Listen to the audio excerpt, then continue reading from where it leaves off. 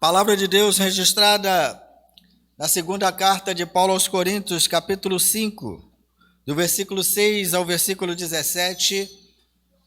Segunda carta de Paulo aos Coríntios, capítulo 5, do versículo 6 ao versículo 17. Em continuação dos nossos dois últimos sermões, nós estamos dando continuidade ao mesmo raciocínio dos nossos dois últimos sermões pregados aqui.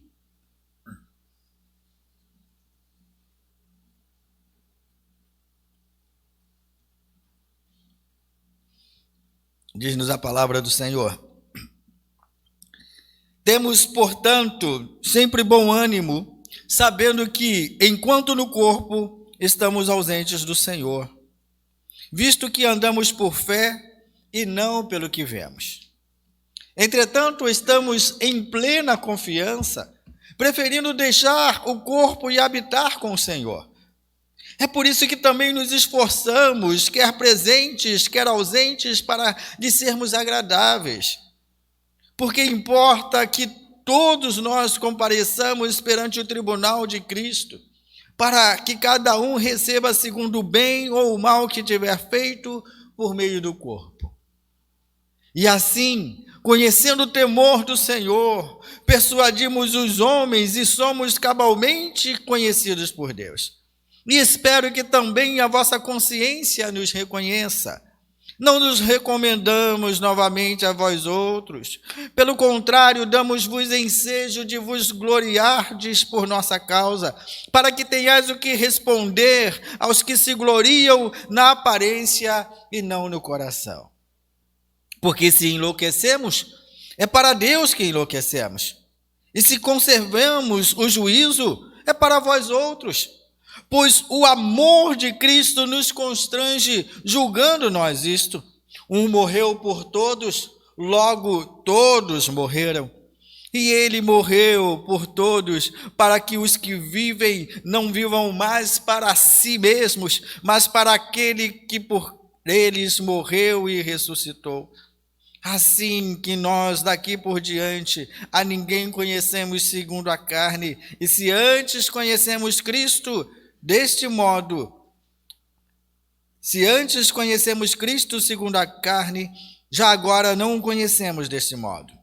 E assim, se alguém está em Cristo, é nova criatura. As coisas antigas se passaram, eis que se fizeram novas. Palavra do Senhor para a nossa edificação. Terminamos o sermão passado falando sobre essa esperança da igreja, e em duas fases distintas ou em duas situações distintas. O crente que serve ao Senhor vive no seu coração a expectativa ardente pela volta do Senhor. O Maranatá, apregoado pela igreja, pregado pelos apóstolos e ansiado pela igreja do nosso tempo, assim como era esperado e ansiado na igreja primitiva. Volta, Senhor, volta logo, Senhor nosso. Assim como a igreja hoje deve nutrir da mesma esperança. Esse Maranatá é desejado e ansiado pelo servo de Deus que tem a consciência de que a sua vida foi conquistada em Cristo, de que a sua vida faz parte da nova criatura, de modo que as coisas antigas que nos prendem a esse lugar não façam mais sentido para nós e desejamos mesmo a expectativa da eternidade, a esperança da eternidade que nos está prometida em Cristo. A outra situação, irmãos, é quando nós nos encontramos com o Senhor partindo para a sepultura. É uma realidade de todos os seres humanos que em determinado momento estará se encontrando com o Senhor na eternidade. O próprio princípio bíblico de que há somente uma morte a experimentarmos, e quando abrirmos nossos olhos diante do Senhor, nada mais pode ser feito, nenhuma das nossas obras poderão agora ser lembradas por Deus ou por nós diante de Deus, porque depois disso segue-se o juízo. Olhamos então para essas duas perspectivas e vemos o apóstolo Paulo agora tendo esse combate, esse embate com membros da igreja da igreja de Corinto. Essa já é a segunda carta, porque nós, quando chegamos ao capítulo 15 da primeira carta aos Coríntios, nós encontramos ali a detecção do apóstolo Paulo de que havia pessoas na igreja que já não criam mais na ressurreição, não cria mais que Jesus Cristo havia ressuscitado. E Paulo então faz a ponderação: se tirarmos a ressurreição da pregação da palavra, se tirarmos o fato de que Cristo morreu e ressuscitou pela sua igreja, então a pregação, a vida da igreja não faz mais sentido. A nossa esperança será então, irá se desvanecer. E nós poderemos nos considerar as mais infelizes das criaturas. A igreja se ancora, se fundamenta na realidade de que Cristo morreu pelos pecadores e prometeu a esse pecador redimido um lugar com ele na eternidade.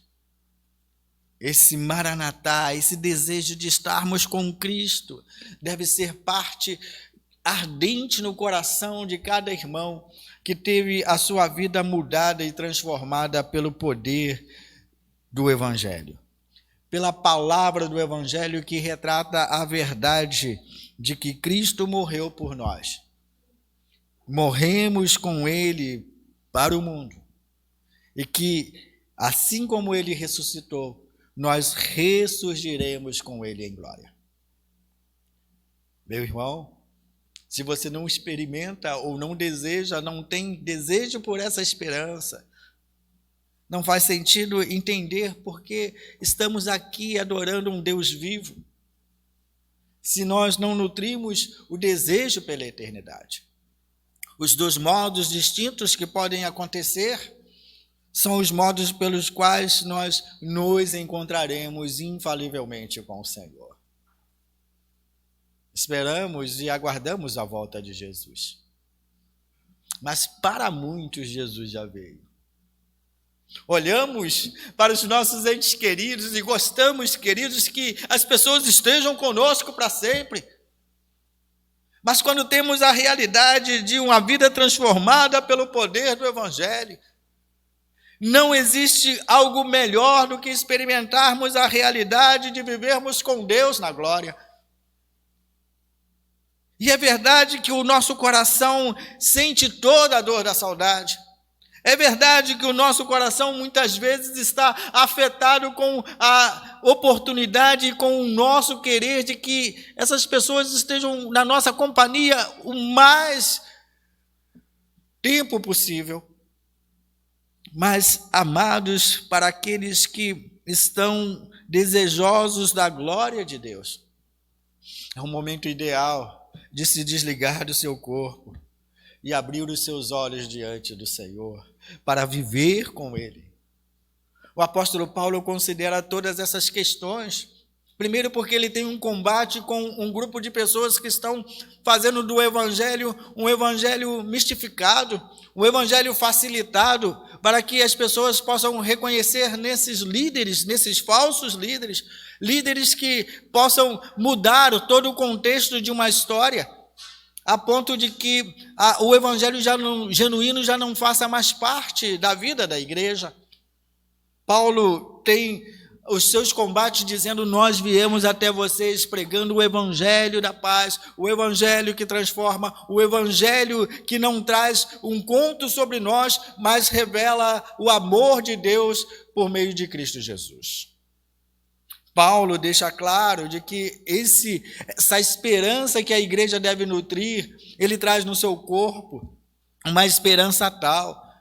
E em todas as cartas que vemos Paulo demonstrar esse anseio, a coisa mais marcante que nós vemos é agora nesse capítulo 5, onde Paulo não tem o reconhecimento da igreja pela sua liderança.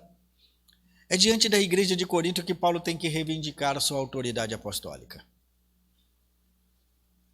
As pessoas não o respeitavam como ele gostaria que o respeitassem.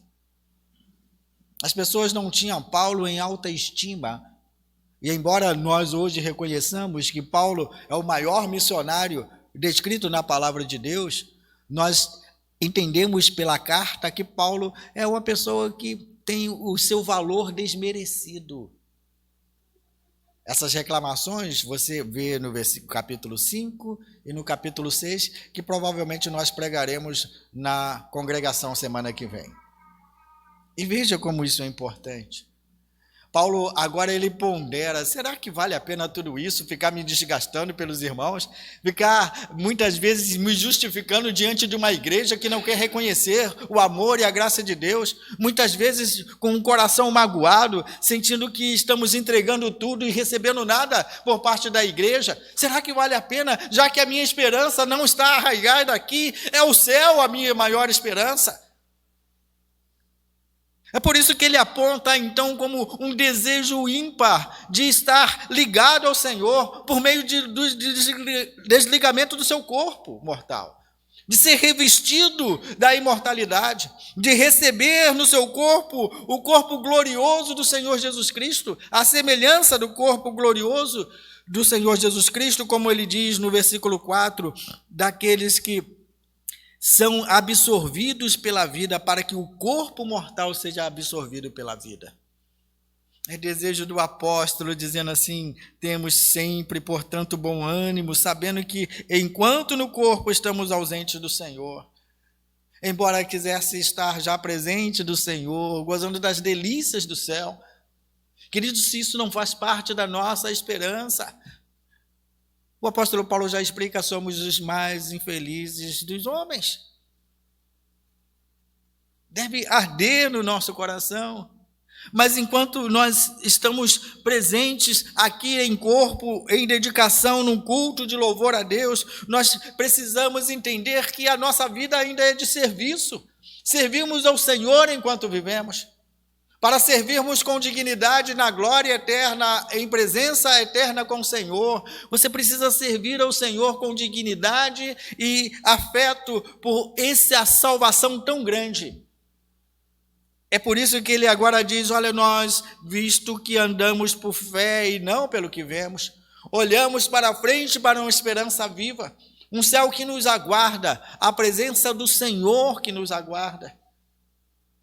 A igreja deve ansiar por estar presente junto com o Senhor. E de que modo, irmãos? Partindo dessa terra, ou na volta de Jesus, nós nutrimos essa esperança. O apóstolo Paulo ainda diz que essa confiança de estar vivendo por meio da fé, de uma promessa viva que não pode se negar à realidade, porque não é, querido, passando por experimentos da vida em que se prova que a vida eterna existe, mas é por meio de fé, de algo arraigado no nosso coração. Quantas vezes, como igreja, precisamos reavivar a memória de que precisamos ter a nossa vida, o nosso coração aquecido com as promessas de Deus, ardendo em chamas pelo poder do Evangelho, para que a nutrição que recebemos como esperança da glória vindoura não se esfrie, para que a nossa caminhada não se esfrie em desistência rumo às mansões celestiais, para que a nossa caminhada não se esfrie quando estamos caminhando para o alvo que nos está proposto. Como diz o apóstolo, o autor e consumador da nossa fé está à nossa espera, está nos aguardando. Paulo, ele contempla essa realidade dizendo assim, que plena confiança de que ao me desligar desse corpo eu me encontrarei com o meu Senhor. Louvado seja Deus, irmãos, pelos nossos entes queridos que partiram para o Senhor. Embora sintamos saudade, embora tenhamos a dor da separação, que muitas vezes não queremos abrir mão, mas para quem já assiste diante do Senhor, já se cessaram, como nós falamos na semana passada, as lágrimas, as dores, o sofrimento não faz parte mais dessa realidade. Nós olhamos então para esse texto, nós vemos Paulo dizendo Que preferência, que desejo de deixar esse corpo e habitar com o Senhor. Mas o que fazemos enquanto isso não acontece? Qual é a ação da igreja enquanto isso tudo não acontece? Deve nos impulsionar, queridos, a questão do serviço. Servir a Deus, como se estivéssemos na presença de Deus, junto com os seus santos anjos, louvando e adorando por toda a eternidade. A nossa vida aqui deve ser um reflexo do que nós desejamos ser e viver nos céus. É viver com uma vida atuante aqui, para que no céu essa realidade também seja agradável. É por isso que Paulo está dizendo, enquanto isso não acontece, enquanto isso não é uma realidade para mim, eu entendo que eu preciso e nós precisamos nos esforçar, quer presentes agora no meio de vocês, quer ausentes, para lhe ser agradável a Deus, fazer com que as nossas obras sejam de legítimos servos de Deus, que as nossas obras nos acompanhem para testemunho de um evangelho genuíno e transformador de vidas. O nosso trabalho deve ser imbuído de valor, não de valor que os homens reconheçam. Veja, Paulo tem a noção de que muitas vezes o seu esforço não é reconhecido pelos homens, não é reconhecido pelos membros da igreja, não é reconhecido pelas pessoas, mas ele tem consciência de que o seu trabalho será reconhecido por Deus e ele receberá justa recompensa. Porque é isso que está escrito no versículo 8. Nós iremos comparecer diante do tribunal de Cristo. E é lá, queridos, que as coisas irão valer. O meu trabalho, o labor do meu trabalho será apresentado diante do Senhor. É lá que as recompensas pelo meu trabalho será me concedida. Paulo tem a figura da igreja como essa recompensa diante do Senhor da glória. Quantas vezes, amados, nós temos esse desejo, muitas vezes acalentado no nosso coração, mas muitas vezes também nos esquecemos de que, enquanto estamos aqui, rumo aos céus, com o desejo dos céus, a nossa vida é de serviço, de trabalho e dedicação a Cristo. Apegados àquele que nos salvou, apegados e apaixonados por Jesus Cristo. O tribunal de Cristo demonstrará a qualidade do seu serviço. O momento de se encontrar com Cristo definirá a sua dedicação que você empreendeu aqui na terra para serviço ao Senhor. E diante do Senhor não haverá desculpas. Diante do Senhor nós não podemos nos desculpar. É verdade que muitas vezes nós temos as maiores desculpas apresentadas aos seres humanos, dizendo por que não comparecemos, por que não fazemos e por que não podemos realizar. Mas diante do Senhor nada disso fará sentido. Vocês se lembram da parábola dos talentos? O homem que sai para uma terra distante deixa todos os seus bens aos cuidados dos empregados. A uns ele entrega 5 talentos. A outro ele entrega 2 talentos. E a Bíblia diz que é segundo as capacidades de cada um. É verdade, irmãos. É verdade que encontramos dons distintos dentro da igreja, com pessoas que têm maiores e melhores capacidades. Mas ninguém fica de fora do serviço de Deus que não receba pelo menos um talento para granjear outro. Nossa vida é de serviço. Você pode e deve trabalhar para a obra de Deus, não como algo que lhe seja pesado, mas que esteja apegado a Cristo, pela salvação que Ele te concedeu e com promessas eternas de vida com Ele. Um coração convertido não olha para o peso da tarefa que lhe foi confiada, mas para o prazer de exercer, porque Cristo lhe conferiu dignidade e privilégio para fazê-lo. E quando eu não sei? Essas são as maiores objeções dos seres humanos para não fazer algo para Deus. Eu não sei. Eu não sei.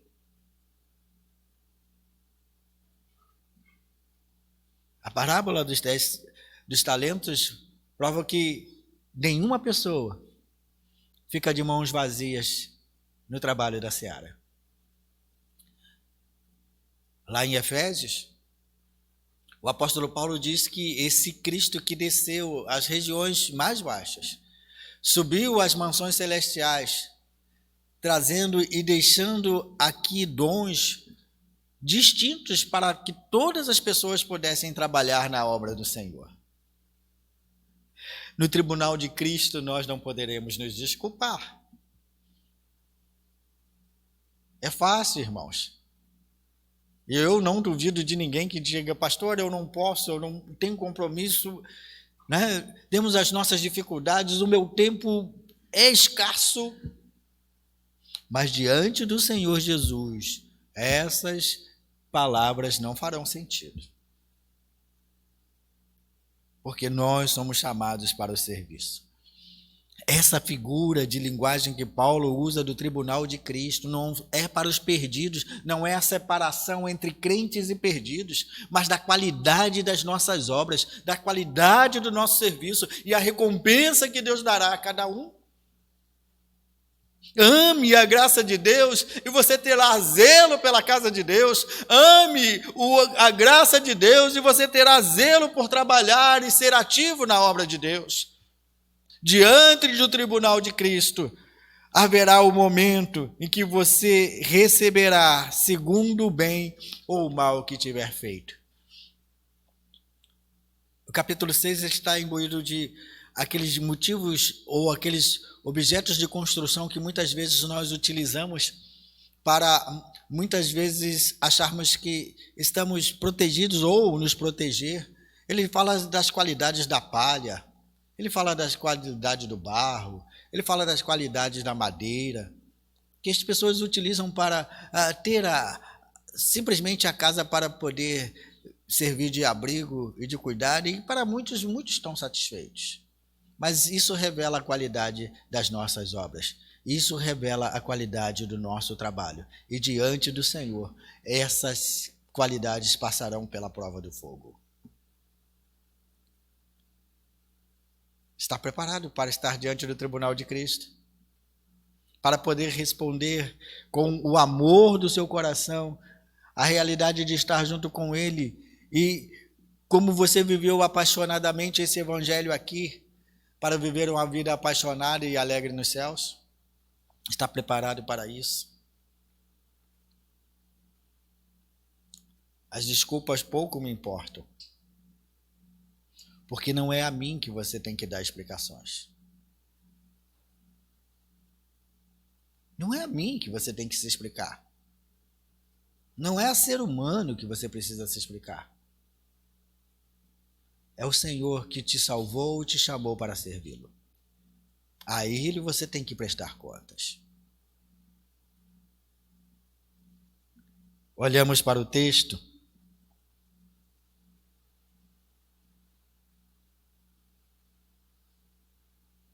E Paulo explica esse serviço, esse zelo do serviço, que muitas vezes passa pela falta de compreensão do ser humano, na sua dedicação e ardor pela mensagem do Evangelho. Mas quem tem esperança, queridos, não olha para as adversidades do momento. Ele tem seus olhos fixos nos céus. Ele tem seus olhos fixos na eternidade. Ele tem seus olhos fixos no Senhor, que pode recompensá-lo. Paulo agora fala do zelo, fala do seu trabalho.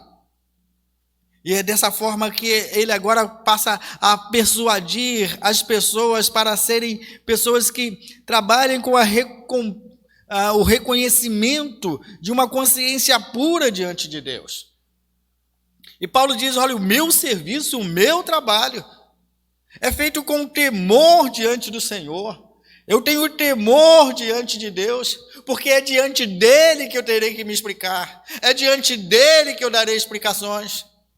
E é por isso que o meu trabalho agora é de persuasão, fazendo com que você se dedique à obra de Deus, que você veja mesmo essa situação e possa ponderar que esse serviço de qualidade te dará também a recompensa de um céu em alegria na presença do Senhor. E ele diz: por isso nós persuadimos os homens e somos cabalmente conhecidos por quem? Pelos homens? Não, por Deus. Por Deus. Quantas vezes, irmãos, temos essa ideia de que precisamos dos reconhecimentos das pessoas pelo trabalho que nós fazemos. Para quem trabalhamos?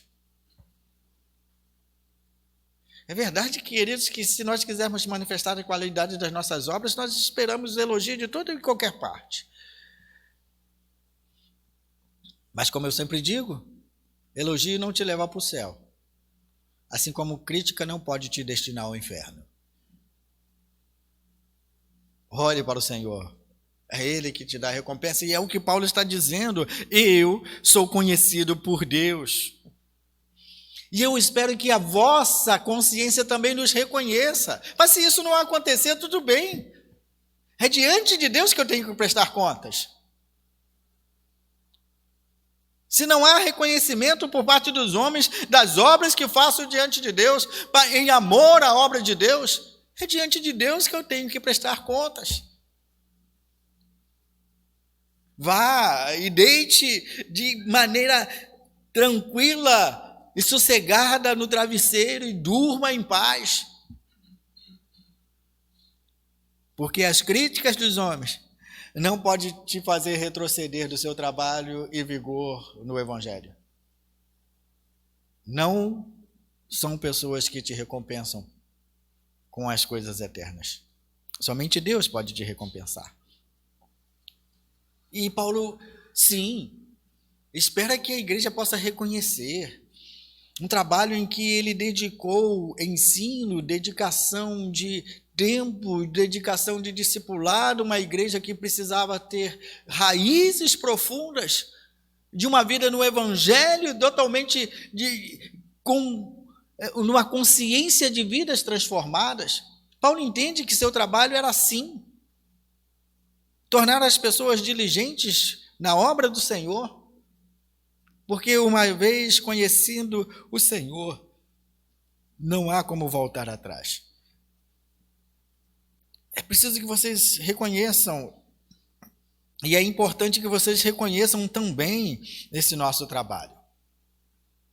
Isso está no versículo 11. Como seria bom, queridos, que as pessoas reconhecessem nosso labor na obra do Senhor, que fôssemos reconhecidos como legítimos servos do Senhor. E sim, isso não é a forma de muitas vezes elevar o nosso moral, mas de conhecer exatamente que as pessoas que nos cercam sabem o tamanho do nosso compromisso com Deus. E se somos descomprometidos, que sejamos mesmo cobrados por isso. Mas aquele que chamou para servir, lembra sempre dos talentos. Não há mãos vazias para que Deus não possa te exigir trabalho. Você tem um talento, não enterre. Você precisa se apresentar diante do Senhor com mãos cheias. Eu olho para esse texto e vejo Paulo consciente de que o seu trabalho, o seu labor no Evangelho pode não ter reconhecimento terreno. Mas ele não está preocupado com isso, porque ele não busca fixar as suas ações em recompensas terrenas. O crente busca a recompensa do céu. A volta de Cristo, que transformará o nosso corpo, deve tornar o nosso trabalho diligente. Não para conseguirmos uma salvação que já nos foi legada, mas para que essa salvação atestada nos torne diligentes e apegados a Cristo por amor. É dessa forma que Paulo diz assim: nós parecemos nos recomendar novamente a vocês. Parece que nós estamos carentes de atenção de vocês. É assim que vocês veem? Veja, nós não estamos nos recomendando novamente a vós outros. Pelo contrário, nós estamos dando oportunidade de vocês gloriardes por nossa causa, de olhar o nosso ministério de dedicação, de como nós chegamos a você, de quantas lutas e provações nós passamos, de quantas açoites nós passamos para poder evangelizar nesse lugar. Quantas pessoas aqui foram conquistadas, diz o apóstolo Paulo, por conta das minhas prisões, por causa das minhas algemas, por causa das perseguições, por causa dos meus sofrimentos. Vocês podem olhar e reconhecer isso? Vocês podem olhar e reconhecer isso? É uma oportunidade de vocês gloriardes por nossa causa, para ter resposta adequada, queridos. Para ter resposta adequada daquelas pessoas que muitas vezes visam massagear o nosso coração com palavras falsas e lisonjeiras que não se traduzem no verdadeiro evangelho. Cuide para que o seu coração não seja enganado. Cuide para que o seu coração não receba falsas promessas. Cuide para que o seu coração não se esfrie das promessas da eternidade. As promessas que muitas pessoas têm feito nesse tempo de religiosidade, nas igrejas e que muitas vezes parte dos nossos púlpitos, são promessas de um evangelho fácil que o Senhor Jesus não prometeu. E o que Paulo está colocando aqui agora é essa visão em que vocês podem agora olhar e discernir quem é quem.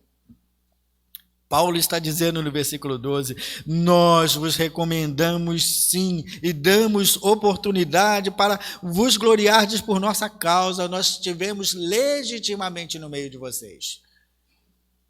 E não para que vocês tenham que responder aos que se gloriam na aparência e não no coração. A quem ouvimos nesses dilemas, queridos, de tantas vozes dissonantes do Evangelho, de tantas vozes que temos ouvido no nosso tempo, temos mesmo que discernir entre a verdade, entre o que é verdadeiro e o que é falso. Mas quantas vezes somos seduzidos por ouvir coisas que nos agradam, em vez das coisas que nós necessitamos? Paulo está dizendo que você precisa ter cuidado com as pessoas que se apegam à aparência de reconhecimentos humanos para que eles recebam glória, reconhecimentos de pessoas que estão sendo lisonjeadas, estão sendo enganadas por um evangelho falseado. Negar a ressurreição de Cristo era invalidar a pregação do evangelho. E pessoas estavam fazendo isso para ter projeção pessoal. Paulo olha para o versículo 12.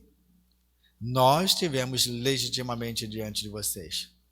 As marcas no nosso corpo são marcas legítimas de um trabalho por causa e pela causa do Evangelho. Marcas de sofrimento, marcas de algemas, marcas de perseguição. Que bom seria que a igreja pudesse reconhecer isso. Mas se ela não reconhece, Deus está vendo. Ele diz ainda, irmãos, parece loucura essa reivindicação.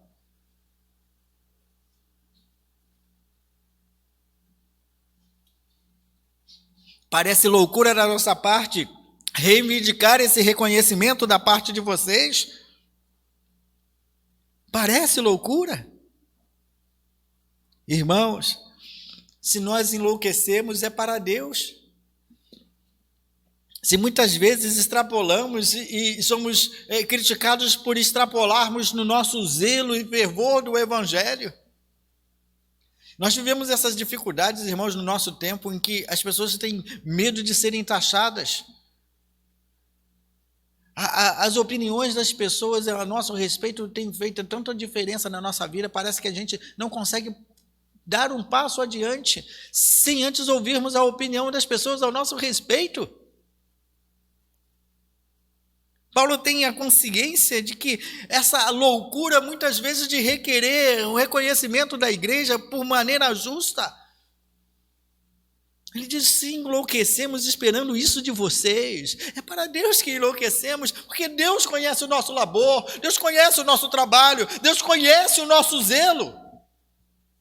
Mas, irmãos, se conservamos o juízo, é para vocês, é para o vosso benefício, é para que a igreja esteja saudável e centrada no evangelho vivo. Porque o amor de Cristo nos constrange. O nosso trabalho, queridos, não é para aparecermos diante das pessoas, mas por estarmos ligados em amor a Cristo, por reconhecimento de que Cristo morreu por nós, e nós morremos com Ele para os rudimentos do mundo, exigências do mundo, desejos do mundo, para obtermos novidade de vida. Não faz sentido apego às coisas terrenas quando uma eternidade com Deus nos está reservada e prometida. É o que Paulo está ponderando aqui. É o que Paulo está colocando aqui. A morte de Cristo nos traz a consciência de que, ao aceitar o seu sacrifício, nós morremos para o mundo. Assim como ele morreu, nós morremos com ele. Mas tudo com um objetivo prático, porque a morte de Jesus foi para nos legar vida e vida abundante. E aqui Paulo começa a trabalhar a ideia de administração. Quem administra a nova criação? Quem tem poder sobre suas ações? Será que você é uma pessoa autônoma que diz assim, não, faço as minhas coisas, ninguém tem nada a ver com isso, vou seguir a minha vida e vamos ver no que vai dar? É claro que uma nova criatura não pensa assim, porque o seu coração ele está adequadamente amansado por amor e apego a Jesus, pela presença do Espírito Santo, que passa a conduzir nossas ações e dirigir as nossas mentes. É isso que Paulo está reivindicando da igreja. Aquele que morreu, e Cristo morreu para que todos, para que os que vivem não vivam mais para si mesmos. Não vivam mais apegados às suas coisas. Não tenham prioridade pelas coisas que se apegam e se deterioram aqui. Mas para aquele que por eles morreu e ressuscitou. O Senhor que morreu para que com ele morrêssemos, ressuscitou para que com ele ressurgíssemos em glória. É a Ele, irmãos, que temos que dar conta de todo o nosso trabalho, de todo o nosso labor.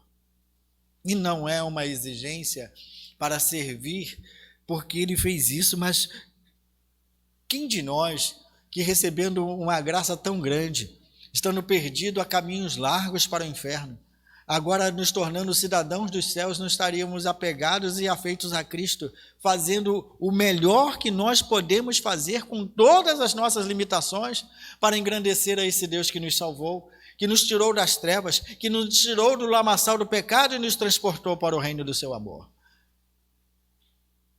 Se não fazemos isso, queridos, por senso de obrigação, mas por amor a Cristo, nossa qualidade do nosso trabalho deveria ser a melhor possível. E você pensa que Deus não reconhece suas limitações? Ele reconhece. Ele reconhece as minhas. Ele reconhece as limitações de todo e qualquer servo. É por isso que Ele vai lhe dar tarefa. Mas antes de dar tarefa, Ele vai te capacitar. Você vai ter capacidade de exercer. Nosso labor a Cristo está sendo apegado por amor. Quem poderia te dar a ressurreição dos mortos, senão o Senhor Jesus, que morreu e ressuscitou por você. Que qualidade de serviço você entregaria a Deus por ter a oportunidade de ressurgir em glória? Se meditarmos nesse trabalho, irmãos, quantas das nossas ações melhorariam diante de Deus? Quantos dos nossos desejos e afetos estariam mais apegados a Deus do que as coisas que nos prendem aqui? Porque esse é o modo de Paulo chamar a atenção da igreja. Olhe a ressurreição que está proposta, te chama para uma vida de serviço, de zelo e de amor e apego a Cristo, porque Ele te tirou das trevas e te deu vida abundante. Quem dirige? Quem conduz tudo isso? Agora Paulo começa a dizer assim: eu não me ligo em aparência das pessoas. Paulo não está desdenhando das pessoas que deveriam reconhecer seu serviço. Mas se isso não acontecer, irmãos, Paulo está ponderando de quem vem a recompensa. É provável que muitas vezes nos magoemos. É provável que muitas vezes estejamos nos sentindo que não fomos recompensados e que não fomos valorizados pelo nosso trabalho. Se você está limitado às coisas daqui, você já ganhou a sua recompensa. Mas se você está apegado e desejoso do céu com Cristo, Cristo te dará uma recompensa que supera todas as suas expectativas terrenas. Paulo começa a dizer, assim como daqui por diante, eu vou parar de reclamar. Paulo está dizendo isso, eu vou parar de reclamar, de falar dessa situação, de que deveria ser reconhecido por vocês e não sou. Porque daqui em diante, a ninguém conhecemos segundo a carne. Não é o elogio de vocês que me fará subir aos céus, mas é a razão de Cristo ter morrido por mim e me garantir uma ressurreição semelhante ao corpo da sua glória. E é a Ele que eu tenho que responder, e a Ele eu vou responder. E se antes conhecemos Cristo segundo a carne, quantas pessoas não tiveram essa experiência? E é uma realidade de todos nós. É a sua realidade, irmão. Você aceitou a Cristo por fé. A sua caminhada é uma caminhada de fé. A sua esperança é uma caminhada de fé. Não conhecemos Cristo segundo a carne. Nós não conhecemos a Cristo desse modo, e ainda que as pessoas daquele tempo tenham reconhecido a Cristo, tenham andado com Cristo, tenham vivido com Cristo, a futura igreja de Cristo, que já se redunda agora na época do século 21, não conhece a Cristo desse jeito. Embora tenha aparecido nos últimos tempos pessoas que se autodenominem a reencarnação do Senhor Jesus. Tem tantas pessoas aí, o famoso Henri Cristo. Temos aí outras pessoas que no mundo inteiro dizem ser a reencarnação de Jesus. Mas nós não precisamos de uma evidência material de Jesus Cristo aparecer aqui, em carne e osso, para que nós possamos crer nele. O Evangelho tem o potencial de fazer o seu coração arder em fé, nas promessas da palavra de Deus, esperar o céu para ver Cristo, tal como os primeiros discípulos o viram. Essa esperança a igreja deve nutrir. Tem gente que vê Jesus à torto à direito, tem gente que vê anjo à torto à direito, tem gente que vê até o inimigo à torto à direito. Mas Paulo está garantindo que tudo que você vê ou é resultado de barriga cheia, ou é contrariedades com a palavra de Deus. Porque é isso que Paulo está dizendo. Muitos de vocês não tiveram o privilégio de ver Cristo em carne. Nem eu. Eu só vi o Cristo ressurreto como uma luz que eu não podia identificar. No tempo da minha conversão, eu só disse para Jesus: quem és, Senhor? Quem és? E aquela luz falou comigo. Quantas pessoas tem a necessidade de materialização para poder ter fé, irmãos? Quantas pessoas têm a necessidade de materialização do Deus encarnado para poder acreditar? Jesus já disse isso para Tomé, revivendo a figura da igreja que fatalmente até a sua volta não teria o privilégio de vê-lo, nem no seu corpo antes da ressurreição e nem no seu corpo glorificado. Ele diz para Tomé: bem-aventurado aqueles que não viram e creram. Você não precisa de evidência. Você só precisa ter um coração governado e adequadamente governado por Deus quando Ele te tornou nova criação. Porque é isso que está explicando o versículo 17, dizendo: e assim, se alguém está em Cristo, é nova criatura. Essa nova criação agora tem uma nova direção. Essa nova criação, queridos, não é uma locomotiva desgovernada. Essa nova criação não é alguém que autodetermina suas ações, a sua vida, e não interessa o que as pessoas pensem ao seu respeito. Essa nova criação está debaixo da administração de Deus, da administração do Espírito Santo, da condição de Jesus Cristo para um caminho seguro e feliz na eternidade. Desejo de quem é nova criatura encontrar-se com Deus urgentemente, seja pela volta do Senhor, seja pelo desligamento do nosso corpo. Mas enquanto isso não acontece, irmãos, o seu trabalho deve ser de um legítimo servo do Senhor. Suas ações devem glorificar a Deus, para que a glória eterna seja um desejo reconhecido na eternidade. A nova criatura, como nós já dissemos, não é uma locomotiva desgovernada, mas estar em Cristo significa estar debaixo da administração, cuidado e direção desse Deus. É nesse contexto, queridos, que todas as coisas perdem valor. É nesse contexto que todas as nossas coisas terrenas perdem valor. E é por isso que Paulo está dizendo que as coisas antigas que te faziam prender a essa terra, te prender a pessoas, te prender às coisas, não fazem mais sentido, se fizeram velhas. Porque há uma promessa melhor para você, há uma proposta melhor para você, há uma proposta de vida para você. E não importa se você tenha visto Cristo em carne, e não importa se você tenha crido em Cristo sem vê-lo, essa promessa é para você que se tornou nova criatura e que as coisas deste mundo não te seduzem, que as coisas presentes nesse mundo não possam te seduzir.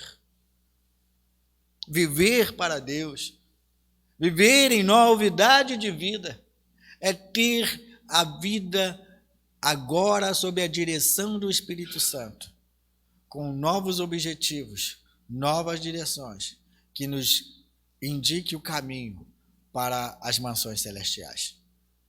Que a sua vida seja essa vida de dedicação. Você pode pensar e orar a Deus e dizer: Senhor, como eu posso ser um crente melhor? Como eu posso ser um servo melhor? E Deus certamente falará contigo. Quem sou eu para dizer as áreas da sua vida que precisam ser melhoradas? Mas lembre-se que você está debaixo da administração do Espírito Santo, que revelará a você tudo o que é necessário. Porque se você é nova criatura, você terá um coração adestrado e obediente às exigências do Evangelho para a sua vida. Que Deus te abençoe.